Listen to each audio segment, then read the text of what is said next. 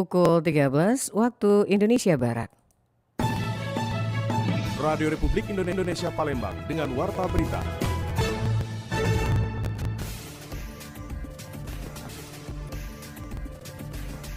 Sejumlah instansi akan dipanggil untuk penanganan peristiwa kecelakaan kapal pengangkut batubara di Sungai Musi.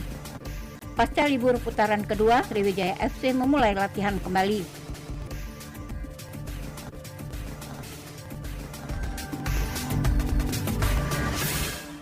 Itulah diantara informasi yang akan kita hadirkan siang hari ini, hari Kamis 4 Januari 2024 yang berhasil dihimpun oleh tim redaksi RRI Palembang.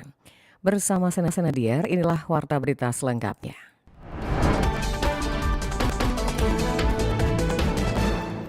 Pendengar, pejabat Gubernur Sumatera Selatan memberikan atensi khusus pada peristiwa kecelakaan kapal pengangkut batubara di Sungai Musi. Sejumlah instansi akan dipanggil untuk penanganan peristiwa tersebut. Berikut laporan Rian.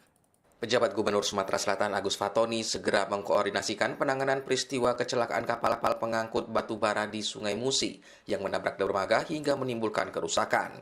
Fatoni mengungkapkan pihaknya telah menerima informasi itu dan akan melakukan langkah lebih lanjut, mengingat dalam penanganan yang melibatkan beberapa instansi yang memiliki kewenangan dan tanggung jawab dalam peristiwa tersebut. Karena ini menyangkut beberapa instansi yang mempunyai tanggung jawab dan kewenangan di situ, nanti akan ditangani secara bersama-sama.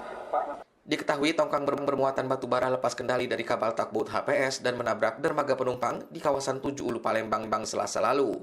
Selain menabrak dermaga, tongkang juga menabrak sejumlah perahu atau speedboat. Kapal tugboat HPS dengan muatan batubara tersebut berasal dari arah Musi 4 menuju ke arah Musi 6. Tiba di bawah jembatan Ampera, kapal menyenggol dermaga di TKP. Sejumlah saksi dimintai keterangan, sementara nakoda kapal telah diamankan oleh pihak kepolisian. Riana Pridani melaporkan. Pendengar, kita beralih ke informasi berikutnya. Pemohon pembuatan SKCK di Polrestabes Palembang meningkat 200%. Antrian pemohon SKCK terlihat di gedung pelayanan pembuatan SKCK di Mapolrestabes Palembang membludak. Ada warga yang harus mengantri dan mengisi formulir pengajuan SKCK di luar halaman gedung SKCK karena padatnya pemohon. Pemohon rela antri sejak subuh untuk mengajukan permohonan SKCK tersebut. Salah seorang pemohon, Jody, mengatakan dirinya yang sudah mengantri sejak pagi harus menunggu 2 hari untuk mendapatkan SKCK-nya. Kesini ngurus apa ini, Pak? Oh, kita lulus ya P3K. Oh, ini kita di bidang apa? Ngurus P3K? Kebetulan di bidang kesehatan. Kebetulan ngambil formal. Oh, kita sebelumnya honorer atau ikut umum ini? Kita sebenarnya honorer. Oh, sudah berapa tahun honorer kemarin, Pak? Kurang lebih 3. Antrinya lama atau enggak ya? Cukup lama ya. Sampai besok lagi untuk melakukan pendaftaran. Oh, ya karena rame ini, Pak.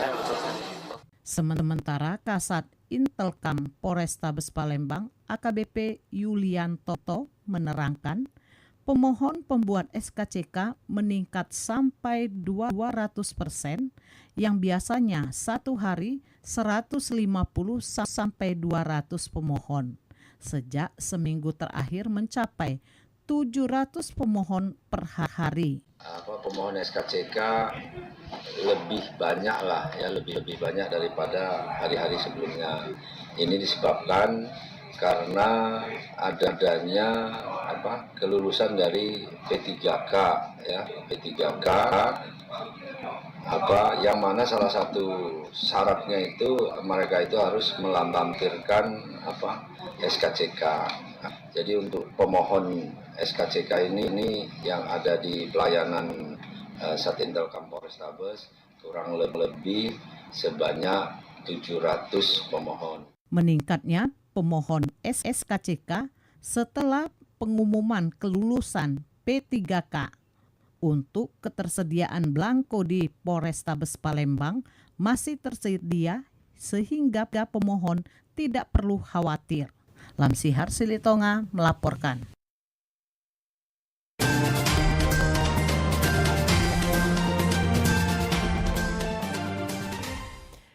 Pendengar, pemerintah Kota Palembang mengantisipasi banjir pada awal 2024 dengan menyiagakan tim dari Dinas Pekerjaan Umum dan Penataan Ruang atau PUPD setempat di beberapa lokasi rawan banjir.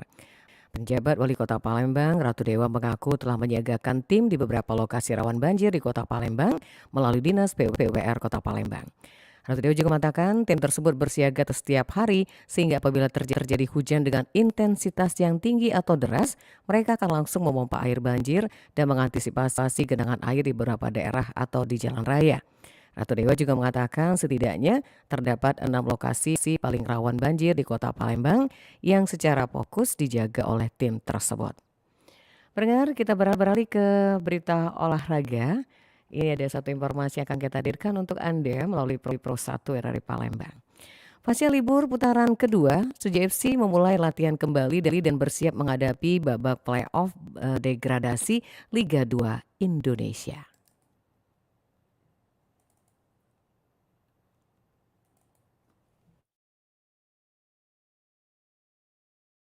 Sriwijaya FC kembali menggelar latihan di Stadion Madia Bumi Sriwijaya Palembang setelah diliburkan usai putaran kedua Liga 2 2023. Klub berjuluk Laskar Wongkito mulai mempersiapkan diri untuk menghadapi play-off degradasi Liga 2 yang akan mulai bergulir awal Januari 2024. Octavianus, asisten pelatih Sriwijaya FC, mengatakan setelah diliburkan 1 pekan usai putaran kedua, pasukan Sriwijaya FC kembali menggelar latihan di Stadion Madia Bumi Sriwijaya Palembang. Pada saat latihan, pemain fokus mengembalikan kondisi fisik setelah lama diliburkan. Dari sisi psikologis, penggawa Sriwijaya FC sudah terlihat baik meski gagal lolos ke fase 12 besar Liga 2 Indonesia. Kini Laskar Wongkito sudah siap menatap play-off degradasi Liga 2. Sempat beberapa hari mereka psikologisnya agak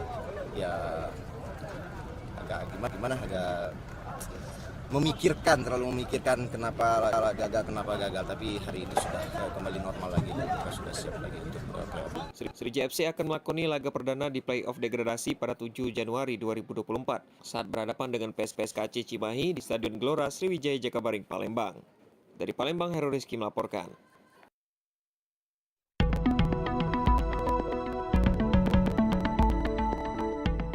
Sekian Warta Berita Produksi Radio Republik Indonesia Palembang untuk hari ini Kamis 4 Januari 2024.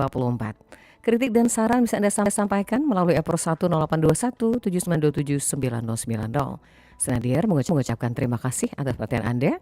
Selamat siang dan selamat melanjutkan aktivitas Anda.